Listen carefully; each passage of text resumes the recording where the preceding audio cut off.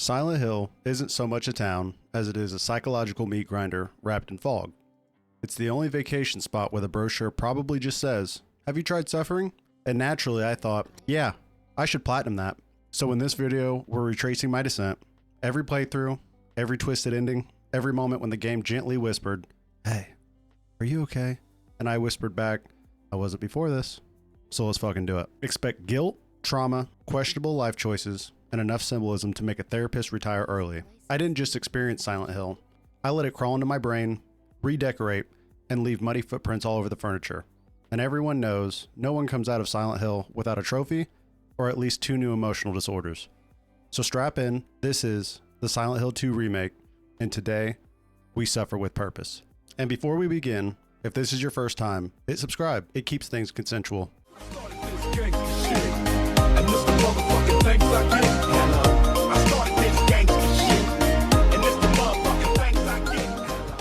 When we first stroll into Silent Hill, we decide the best way to start our journey is by wandering into the woods like a horror movie extra with zero survival instincts. Trees whispering, wind howling, basically nature's ASMR telling you to turn around, and we ignore it like responsible adults. On the way, we run into Angela, who has more emotional baggage than the airport carousel after Christmas. We try to comfort her and almost offer her a big helping of pity support. Too early? Probably. Silent Hill will do that to you. We finally make it into town and instantly pop our first trophy just for arriving. That's right. I survived a hike, got emotionally blindsided by a stranger, and the game said, "Congrats. Here's digital validation." I love that for us. For the first playthrough, I went in blind. Sure, I played the original recently, but I wanted to soak in every single detail. The nostalgia, the upgrades, the atmosphere, and the constant feeling that this town is judging me harder than a high school cafeteria. The devs absolutely nailed the tone here. It's beautiful, horrifying, and nostalgic in the exact way childhood trauma is nostalgic. Familiar, but you still don't want to go back. We explore the fog-covered town, taking in every detail, solving some puzzles, and eventually head into Woodside Apartments, where Silent Hill really says, "Cool story, now suffer." Here, we grab trophies for breaking windows like an unsupervised teenager, and trying every door like an overconfident Amazon driver. Spoiler, they're still locked. Here, we also enter the other world for the first time, where Silent Hill flips from depressing to nightmare escape room from hell. The other world in Silent Hill is a dark, alternate dimension that overlaps with the real world and manifests a person's deepest fears, traumas, and desires. It is often a nightmarish and distorted version of reality, characterized by a hellish, metallic, and blood-rusted aesthetic that changes to reflect the specific psyche of the individual trapped within it. Thanks, Google. Truly saved me hours pretending I already knew that. After mowing down enemies like we're morally confused and holding a lead pipe, hitting that 75 melee kills trophy, watching Eddie puke through his guilt hangover, and catching Pyramid Head doing BDSM things while on the clock.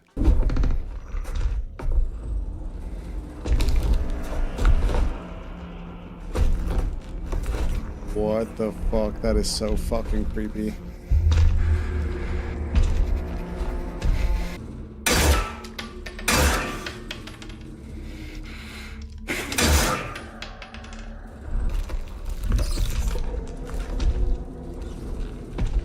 Oh, it's so good. So good. Then after he gets his rounds in, we square up with the big metal menace ourselves. And this fight is so much better than the original. Remake Pyramid Head hits harder than Rent Day.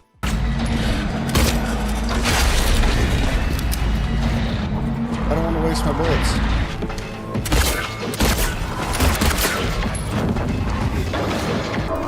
Woo. Hell no, dude. After giving Mr. OSHA violations some pipe of our own, we meet Maria, the most nitpicky, passive-aggressive NPC since Regina George. But hey, she's here now, whether we like it or not. We head through town again, and honestly, shout out to the devs. They sprinkled nostalgia everywhere like seasoning. Peak remake energy for real. After watching Maria change, we enter Brookhaven Hospital, where the nurses have phenomenal lower back development. While Maria enjoys her nap time, we go off and meet our second boss, Fleshlight. Fleshlip. Flesh? Lip. Somebody at Team Silent needs therapy and a locked internet connection.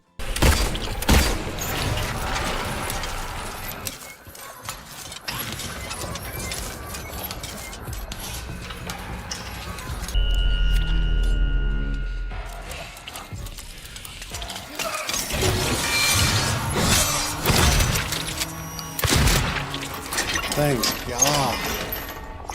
Holy shit, that was way cooler than the first one. Then we get a slasher chase scene through the hospital halls. Maria's legs clearly didn't wake up from her nap because she rolls her ankle like a main character in a Netflix true crime reenactment, and then gets split clean in half for it. RIP to our hooker friend, gone too soon, but not soon enough. After grieving for about 10 seconds, we find some pizza, blast 75 enemies for our ranged kill trophy, and climb the second longest staircase in gaming history. You know the first. If you know, you know. Next we arrive at Toluca Prison, where Hope dies and Trauma gets a gym membership. We curb stomp 50 enemies, grab another blicky, kill something with everything in the arsenal, like we're doing ballistic science, and briefly consider ending it all like James. Nah, not yet.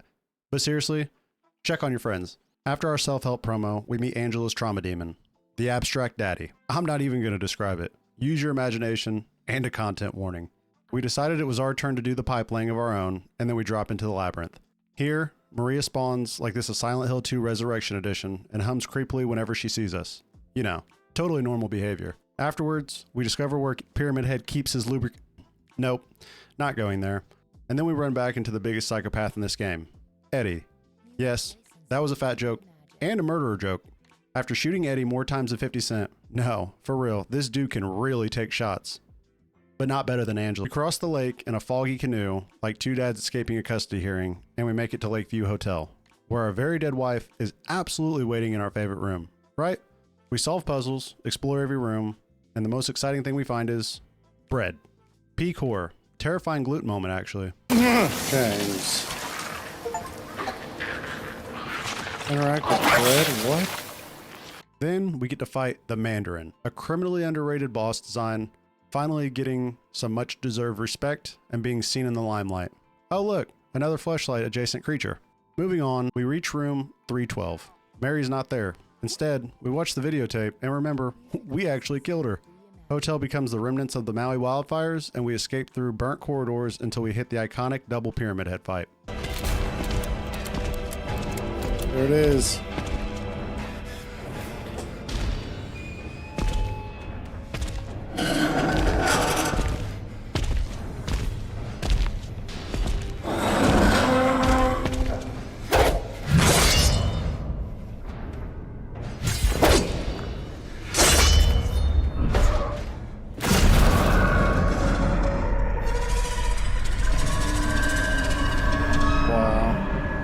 Then we walk down the world's longest hallway, listening to our dead wife lecture us.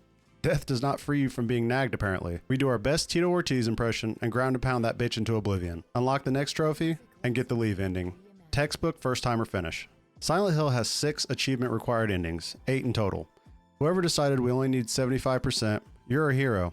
I hope your pillow was always cool. We reload our save, make a few changes, grab the in-water ending, and move on. Now comes the fun part. New game plus speed suffering. On this run, we're actually going to stack some torture. Not using the radio for the radio silence achievement, melee only for the as close as you like achievement, finishing the game in under 10 hours for the faster than fog achievement, while obtaining every memo, photo, and glimpse of the past. And on top of that, we're also going to collect all ending related items and conditions. Am I an idiot? Yes. Did I voluntarily sign up for psychological distress over imaginary trophies? Please refer back to my last answer. We start our second journey by trying to run from our problems, popping a trophy, and then we pick up our new best friend, the chainsaw. Leon Kennedy approved. Back to Woodside, where we ruin a child's birthday party by popping every balloon, trophy achieved, and yes, I felt nothing. Boom, pop, bada bing, pop, hell, what?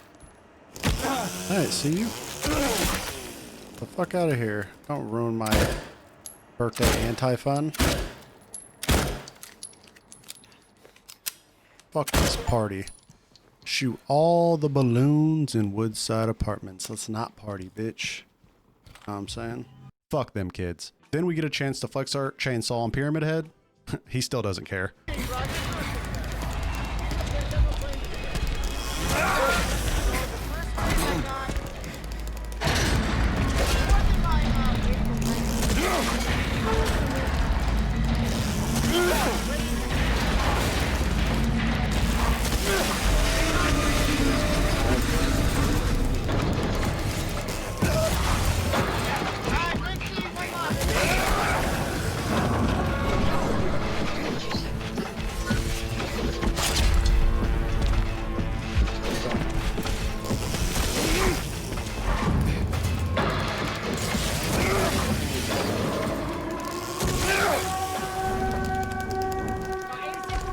While speedrunning this run, I also stopped by room 106 after dark to have a little adult fun. And by that, I mean popping another nostalgic achievement with what I believe to be a Silent Hill 3 reference. There it is. All seems in order. Discover the secret of room 106. And I think that's a reference to Silent Hill 3, if I'm not mistaken. Fuck this thing. While making our way through the story again, I had to remain mindful of all the additional notes, items, and ending-specific tasks that we had to complete in order to set us up for each additional ending. These things included using a blue gem that we found in the jewelry store at certain locations to trigger the UFO ending, finding pieces of the dog key for the dog ending, and collecting other specific items to trigger the rebirth ending. Oh, and one more thing. Remember all of those achievements I decided to stuff in this playthrough? Yeah, well, let's add a cherry on top by also going for the Maria ending.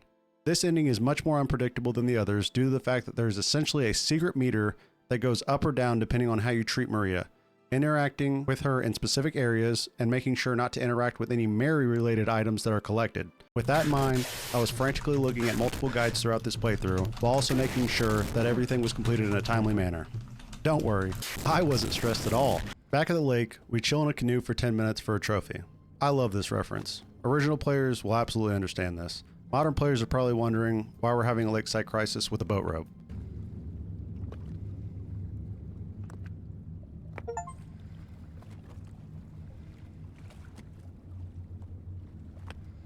Let's fucking go, baby. We rerun the hotel, and this time I decided to knock out the dog ending. This is it. Oh, man.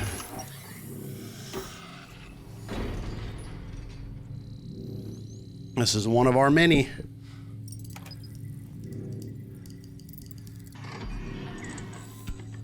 Nie.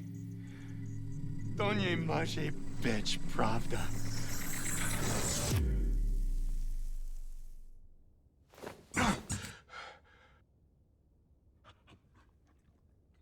He's like,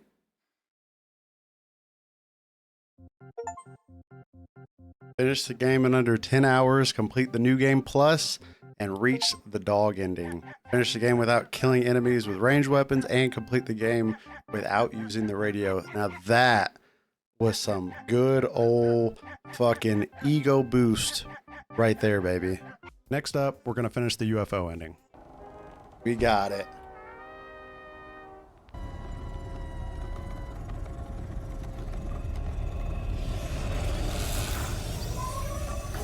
Beam me up, Scotty.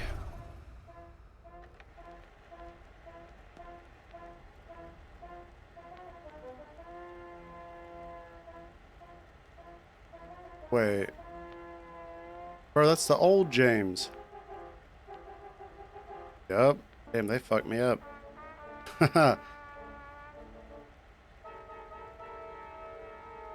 As is as it should. All is as it should be. We can be together.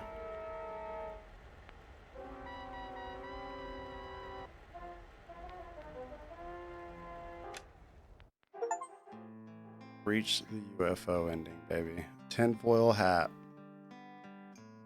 Yes, sir. I just had to run through the end of the game to get the last few items to interact with and pop the 3 collectible related achievements.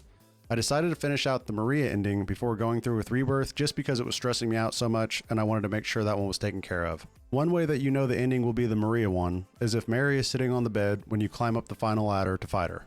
So yeah. Remember that last book you have to pick up in the hotel to solidify the Rebirth ending? Well, as soon as you get that item, you're completely locked into that ending. Son of a bitch. So I finished the fight with Mary again and got the Rebirth cutscene, along with another achievement for getting all of the classic endings. 42 out of 43 trophies. You know what that means.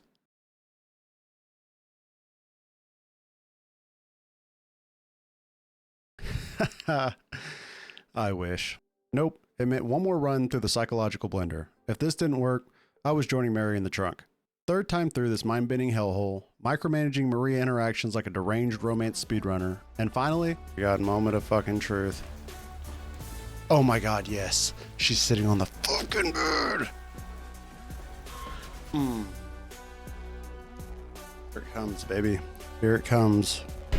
And for the last fucking time, you stupid motherfucker, just die.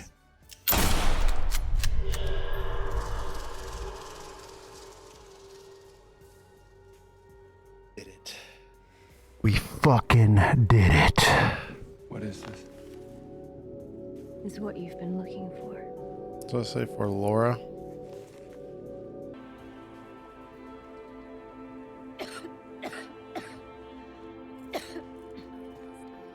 Better get that cough taken care of.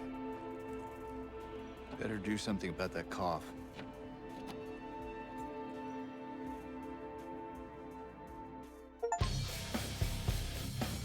Oh, fuck yeah. See all classic endings and the Maria ending.